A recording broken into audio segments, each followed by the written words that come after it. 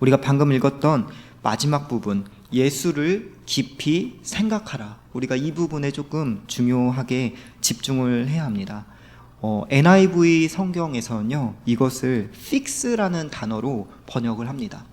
깊이 생각하라 라고 하면은 우리가 한국말로 이렇게 깊이 생각하는 걸로만 생각되어지는데요, NIV는 조금 더 이런 다른 뉘앙스로 fix라는 단어를 씁니다.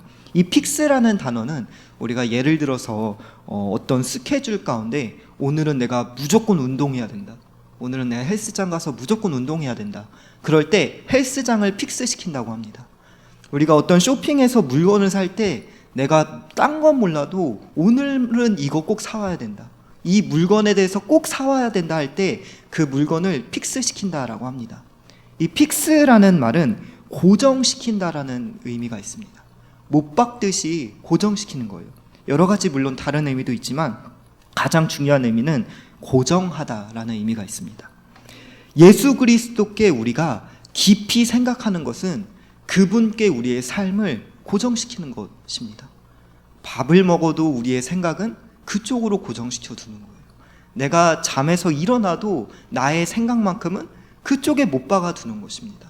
내가 일어나고 앉고 서고 어떤 모든 것을 할 때도 우리의 집중을 바로 예수 그리스도께 고정시키는 것, 이것으로 이제 영어 성경은 우리에게 말씀하고 있다는 것을 우리가 기억해야 한다는 것입니다. 여러분, 우리는 연약한 존재입니다. 그러므로 내가 집중을 조금만 이렇게 할 의지가 없다고 목표를 세워두고 의지가 없어지면요, 우리는 금세 주님을 잊고 살아가기 쉬운 존재라는 것을 기억해야 합니다. 그러므로 오늘 히브리서 말씀은 우리에게 아주 못을 박으라는 거예요. 망치질을 하라는 것이죠. 누구에게요? 예수 그리스도에게. 학원에서 근무를 잠깐 했다 보니까 이 학생들을 볼 때, 저에게 이렇게 앞자리에서 학생들을 볼 때 제가 참 깨달은 것이 있어요. 어떤 학생은 이렇게 앞자리에 앉아서 정말 열심히 선생님의 말씀을 듣는 학생이 있어요. 정말 집중을 놓지 않고 이렇게 집중을 하니까 부담스러울 정도로 굉장히 열심히 들어주는 학생이 있습니다. 그런 학생이 시험을 봤는데 시험에서 예를 들어서 빵점을 맞아 가지고 왔다고 하더라도 선생님의 입장에서 그렇게 평소에 집중을 잘하는 학생이 너무나 예뻐서 시험을 망치고 와도 얘가 조금 실수했나 보다, 우리 누구누구가 조금 이번에 실수하고 이 부분에 대해서 조금 얘가 약하구나, 내가 더 잘 지도해줘야겠다, 이런 긍휼한 마음이 들어요. 그런데 어떤 학생은 그냥 뒷자리에서 기둥 뒤에 숨어서 너는 수업해라, 나는 핸드폰 게임이나 하련다, 이런 학생들이 있습니다. 그런 학생들이 벼락치기에서 시험에 100점을 맞아온다고 하더라도 이 선생님 입장에서는 굉장히 안타까워요. 얘가 이러면 안 되는데, 얘가 이런 공부 습관을 가지면은 나중에 어려울 텐데, 이번엔 요행으로 잘 맞았을 수 있지만 이대로 가면 안 된다라는 그런 걱정과 또 이런 안 좋은 마음이 든다는 것이죠. 사랑하는 여러분, 우리가 예수 그리스도께 생각을 집중하는 것 자체만으로도 우리가 삶에서 조금 연약하고 빵점 맞을 때도 있고 삶에서 넘어질 때가 있더라도 우리 주님은 얘가 평소에 나에게 이렇게 시선을 고정했지, 나를 이렇게 의지하려고 했지, 긍휼한 마음으로 내가 좀 더 도와줘야겠다, 내가 조금 더 감싸줘야겠다, 이런 마음으로 우리를 대하신다는 것이죠. 그런데 반대로 우리가 신앙생활을 하는데 물론 외식적인 모습으로 형식적인 모습은 다 잘 지켜요. 그런데 전혀 예수님에 대해서 생각도 하지 않고 예배당을 나가는 순간 이제 너는 너의 삶이고 나는 나의 삶이다, 또 육신의 정욕, 안목의 정욕, 이생의 자랑에 실컷 우리가 다른 데로 이탈해 있으면요, 우리가 신앙생활을 열심히 한다고 할지라도 주님께서는 얘가 이대로 가면 안 되는데, 얘 이대로 유행만 부리면 안 되는데, 이런 안타까운 마음으로, 안 좋은 마음으로 보실 수밖에 없다는 것입니다. 그러므로 우리는 오늘 히브리서 3장 1절의 말씀과 같이 예수를 깊이 생각하라, 예수님께 우리의 생각의 못을 박아라, 이것이 무엇보다도 중요한 말씀이라는 것을 우리가 기억해야 한다는 것입니다. 사실 이 히브리서는요, 어려운 성경 중에 하나입니다. 히브리서는 저자가 누군지도 밝히고 있지 않아요. 사실은 사도 바울이 썼다라는 그런 이야기가 가장 많지만 사실 그것을 반박할 수 있는 여러 가지 증거들도 있습니다. 아볼로가 썼다, 바나바가 썼다, 브리스길라와 아굴라가 썼다, 여러 가지 저작자에 대해서 많은 학자들이 누가 썼는지 연구하려고 하지만요, 지금까지도 답이 안 나오고 있어요. 저자 미상, 독자 미상, 시대 미상, 추측은 할 수 있겠지만 정확하게 알려진 것이 없는 그런 성경이 바로 이 히브리서입니다. 그런데 이 히브리서, 독특한 성경인 히브리서가요, 분명하게 말하고 있는 게 있어요. 분명하게 우리에게 알려주시길 원하는 그것이 있습니다. 그것이 뭐냐면 예수 그리스도. 예수 그리스도만큼은 정확하고 명확하고 구체적으로 독자들에게 알려주길 원하는 성경이 히브리서라는 것이죠. 히브리서에서 설명하는 예수님만 하더라도 선지자보다 뛰어난 예수님, 하나님의 아들이신 예수님, 하나님의 본체의 형상이신 예수님, 천사들보다 뛰어나신 예수님, 모세보다 뛰어난 예수님, 아론보다 뛰어난 멜기세덱의 반차를 따르는 대제사장 예수님, 새롭고 살아있는 길이신 예수님, 예수님에 대한 호칭만 하더라도요, 다른 어떤 성경과 비교할 수 없을 정도로 구체적이고 명확하게 설명하고 있는 성경이 히브리서입니다. 그러니까 저자 미상, 독자 미상, 우리가 이런 거 알 필요가 없고 우리는 예수님만 알면 된다. 우리의 생각은 예수님께만 못 박으면 된다. 예수님을 깊이 생각하면 된다. 의도적으로 이렇게 주신 성경이라고 믿어요. 이런 걸 뭘 알려고 세월을 낭비할 필요 없이 우리가 성경을 읽을 때도, 우리가 삶을 살 때도 진짜 중요한 것은 나를 위해 십자가를 지신 독생자 예수 그리스도, 그분의 은혜와 사랑, 우리는 거기에만 못을 박으면 된다라는 것을 알려주는 듯한 그런 은유가 사용되는 성경이 바로 히브리서라는 것을 우리가 기억해야 합니다. 오늘 설교 제목은 단단한 생각, 부드러운 마음입니다. 단단한 생각, 그것은 무엇이냐? 바로 예수 그리스도께 우리의 생각이 단단하게 고정되어 있어야 한다라는 것을 의미합니다. 우리가 두 번째 그런 부드러운 마음은 무엇인가를 좀 살펴보기 원하는데요. 부드러운 마음은 무엇인가? 우리 한번 7절 읽진 않았지만 함께 살펴보기 원합니다. 3장 7절 우리 같이 한번 읽어볼게요. 3장 7절 시작. 그러므로 성령이 이르신 바와 같이 오늘 너희가 그의 음성을 듣거든. 아멘. 오늘 너희가 그의 음성을 듣거든, 이 앞부분, 그러므로 성령이 이르신 바와 같이, 이 부분을요, 공동번역과 현대인의 성경에서는 조금 다르게 번역을 하고 있습니다. 성령님이 말씀하십니다, 이렇게 번역하고 있어요. 우리가 방금 읽었던 개역개정은 성령이 이르신 바와 같이, 이렇게 어떻게 잘못 오해를 하면은 과거에 성령님이 말씀하셨다라고 오해할 수가 있거든요. 그런데 조금 더 이 공동번역과 현대인의 성경은 이 시제를 잘 살려주고 있는데, 그게 뭐냐면 성령님이 말씀하십니다. 현재형으로 말씀하고 있다는 거예요. 성령님은 어제 말씀하시고 안 말씀하시는 분이 아니라 바로 지금도 말씀하고 계시다. 우리가 이 사실을 오늘 이 말씀을 통해 분명히 깨달아야 한다는 것이죠. 그러므로 오늘 히브리서 기자는 7절 그 이후에 오늘이라는 단어를 씁니다. 13절에도 오직 오늘이라는 단어를 쓰고요, 15절에도 성경에 일러스되 오늘이라는 단어를 씁니다. 굉장히 현재적인 말씀이에요. 성령님은 어제만 말씀하신 분이 아니라 오늘, 그리고 바로 지금도 우리에게 말씀하시는 살아계신 인격적인 하나님이라는 사실을 믿으시는 저와 여러분 되시길 주님의 이름으로 축복합니다. 어제나 오늘이나 영원히 동일하시다는 것이죠. 제가 수요회 때 잠깐 간증했던 적이 있었는데요, 제가 이 삶이 너무 피폐해지고 너무나 제가 개인적인 일정이 많다 보니까 여자친구도 마찬가지고 둘이서 신앙생활에 있어서 자꾸 영적으로 다운되는 것을 좀 느낀 적이 있어요. 그래서 둘이 카페에서 우리 이대로는 안 되겠다, 날도 덥고 그러니까 너무 힘든데 우리가 좀 영적으로 더 깨어있을 수 있는 그런 방법을 좀 우리가 얘기를 해보자, 이런 대화를 한 적이 있습니다.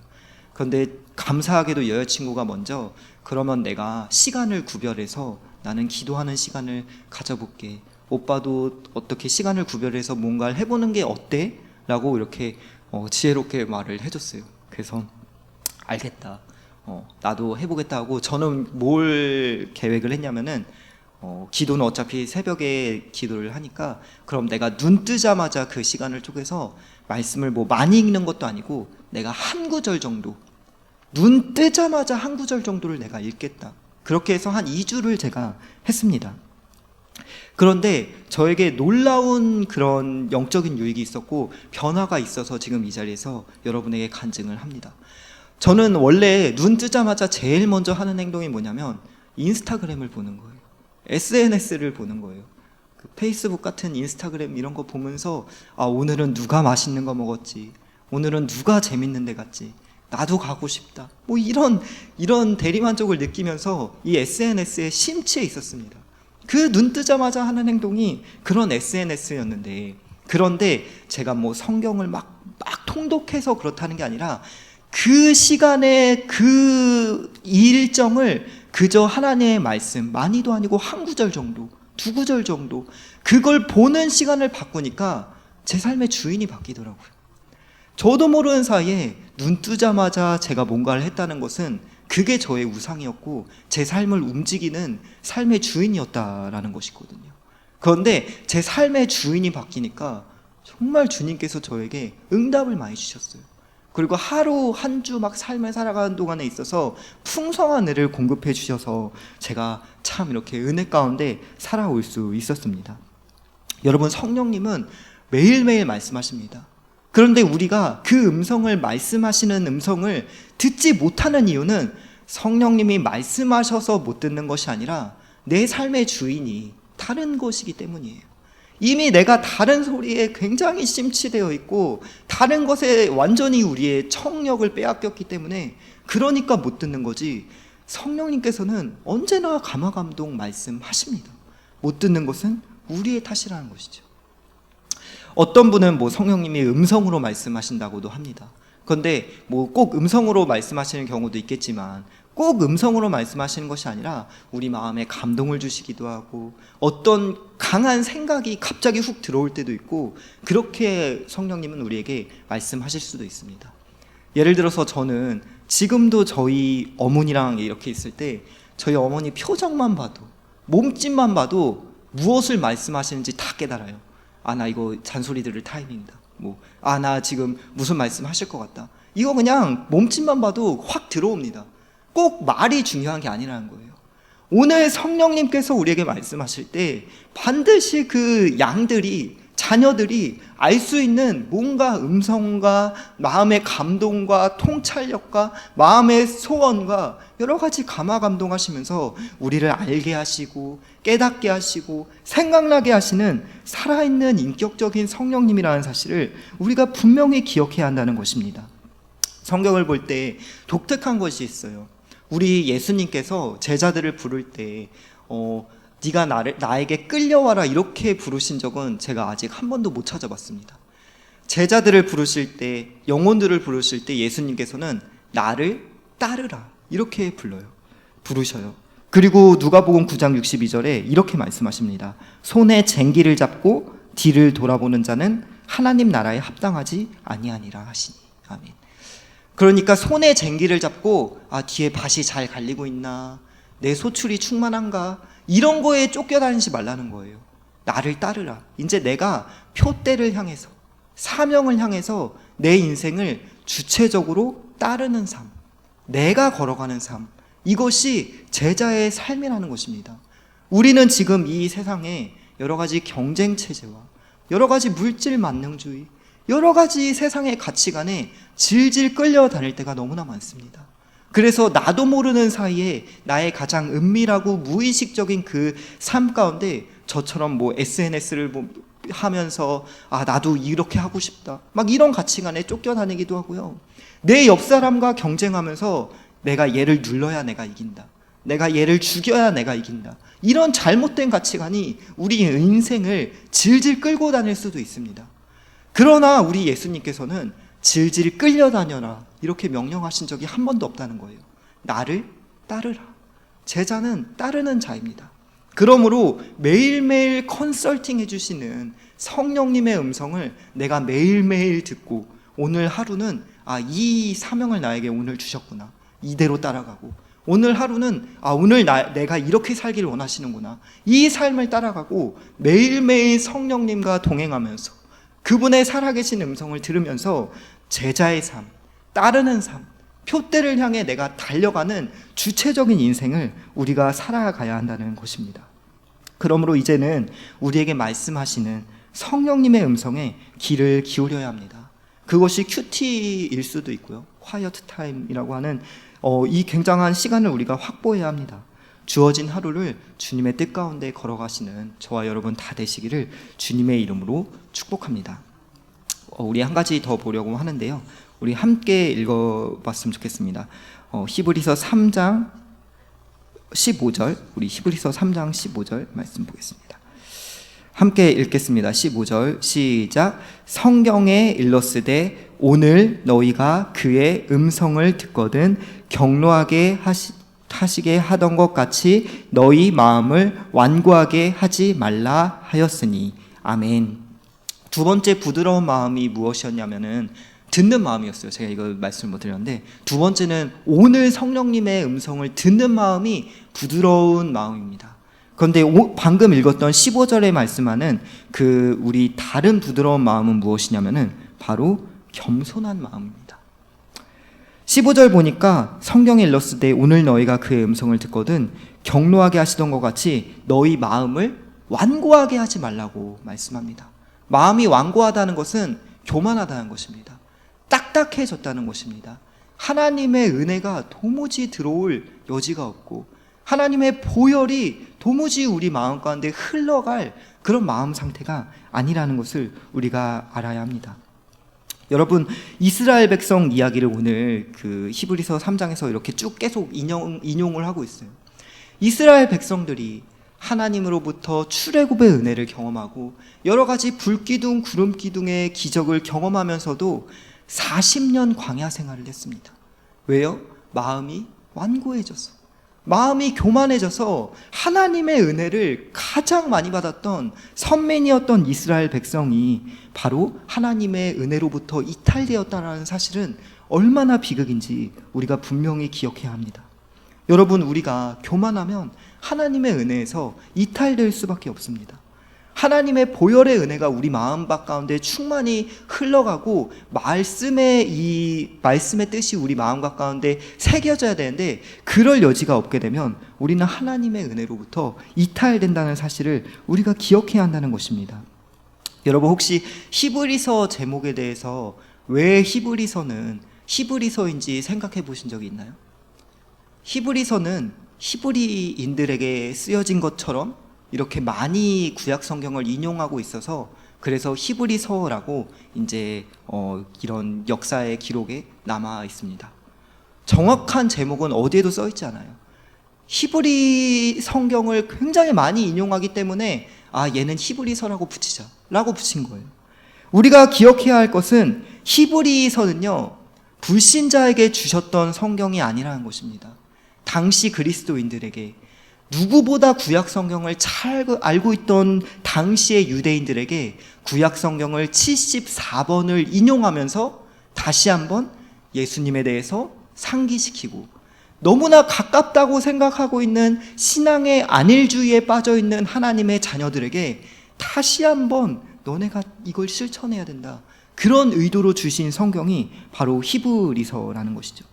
사실은 단단한 생각, 부드러운 마음, 어떻게 보면은 나 이거 다 알아, 이런 초보적인 신앙 나도 다 알아, 우리가 이렇게 생각하고 그냥 넘겨보내기 쉽습니다. 그러나 하나님께서 히브리서 말씀을 이렇게 주님의 자녀들에게 주셨을 때는 그런 사람을 들으라고 주신 것이죠. 마음의 교만함을 갖고 하나님의 말씀을 듣고 정작 삶에서 은밀한 시간에, 남들이 안 보는 시간에 다른 죄를 범하는 것이 아니라 정작 삶에서 실천하라고, 잘 알고 있다고 신앙의 안일주의에 빠져있는 주님의 백성들에게 너희가 다시 한번 이걸 실천해야 한다고, 아는 것에서 끝나는 것이 아니라 이렇게 살아야 한다고, 그렇게 주신 성경이 히브리서라는 사실을 우리가 믿어야 할 줄로 믿습니다. 그러므로 우리가 복된 삶을 살기 위해서는 반드시 해야 할 것이 바로 우리 마음 가운데 교만을 내려놓고 다 안다 이런 것이 아니라 다시 한번 겸손하게 내가 오늘도 하나님의 은혜가 필요합니다. 교만은 패망의 선봉입니다. 거만은 마음의 넘어집의 앞잡이인 줄로 믿습니다라고 하는 겸손한 마음으로 하나님의 은혜를 날마다 구해야 할 줄로 믿습니다. 오늘 이렇게 좀 짧게 우리가 살펴보았는데요, 말씀을 맺으려고 합니다. 오늘 우리가 세 가지를 살펴보았습니다. 첫 번째, 우리의 생각을 예수 그리스도께 단단하게 고정시켜야 된다. 이것이 우리의 신앙생활에서 가장 중요한 줄로 믿습니다. 두 번째, 우리의 마음은 부드러운 마음을 가져야 되는데 그 부드러운 마음은 무엇이냐? 들을 수 있는 마음이라는 것입니다. 내가 다른 것에 마음이 완고해져서 다른 것에 길을 빼앗기는 것이 아니라 오늘 지금 나에게 말씀하시는 하나님의 음성을 들을 수 있는 듣는 마음, 부드러운 마음을 가져야 한다는 것이죠. 세 번째, 우리는 하나님 앞에서 늘 겸손한 마음으로, 교만에서 하나님의 은혜로부터 이탈되었던 이스라엘 백성의 역사를 되풀이하는 것이 아니라 신앙의 안일주의를 넘어서서 내가 겸손함으로 하나님께 다시 한번 붙들리는 그런 부드러운 마음을 가져야 한다는 것입니다. 기도하겠습니다. 하나님 감사합니다. 오늘 우리들의 모든 생각과 또 우리들의 귀와 또 우리들의 마음을 단단하고도 온유하고도 겸손하게 주님께 못 박을 수 있길 원합니다. 우리를 날마다 인도해 주시고 우리를 구원해 주시는 하나님의 은혜에서 이탈되지 않도록 도와주시옵시고, 세상의 가치관에 질질 끌려다니는 인생이 아니라 이제는 하나님의 믿음의 표대를 향하여서 의의 면류관, 생명의 면류관, 영광의 면류관을 향하여서 나에게 주어진 사명을 향하여서 내가 주체적으로 하나님을 향해 달려나아갈 수 있는 제자의 삶을 다 살 수 있도록 축복하여 주시옵소서. 특별히 무더운 날씨 가운데 지치지 않도록 도와주시고 생명수 샘의 근원이 되시는 성령님의 생수와 같은 은혜를 날마다 충만히 누리며 살아갈 수 있도록 동행하여 주시옵소서. 감사합니다. 예수님의 이름으로 기도드립니다. 아멘.